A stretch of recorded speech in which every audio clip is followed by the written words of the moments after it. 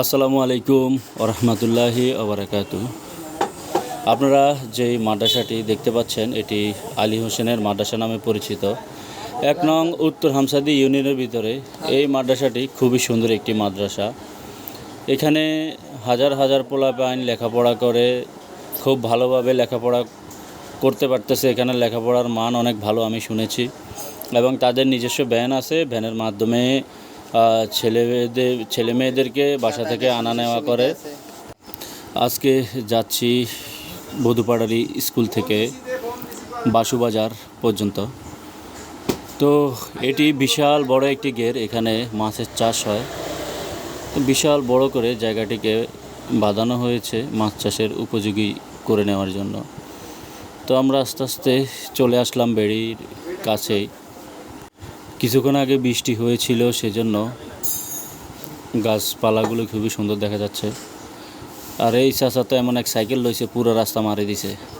জাম যে কোনো রাস্তায় জায়গাই দেয়নি আমার, কোনো রকম সাইড মাইট করে চাচারে চিল্লে মিল্লে আয়া পড়ছি আর কি।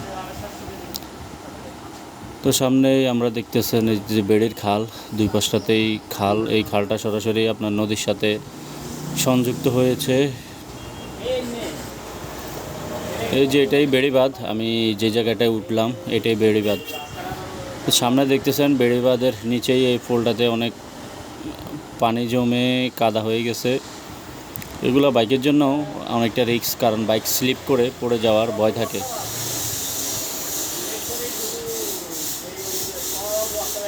আমরা সামনেই গেলেই দেখতে পাবো লক্ষ্মীপুর থেকে মিরগঞ্জের হাইওয়ে সড়কটি। তো আমরা আপনাদেরকে আজকে ১ নং উত্তর হামসাদি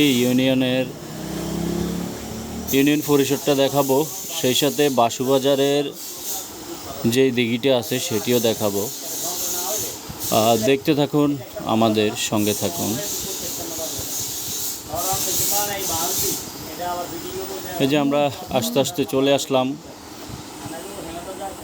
মেইন রোডে। আমরা মেইন রোড থেকে হাতের ডানে যাব। সামনে যে জায়গাটুকু দেখতে পাচ্ছেন এটি বাসুবাজারের রাস্তা।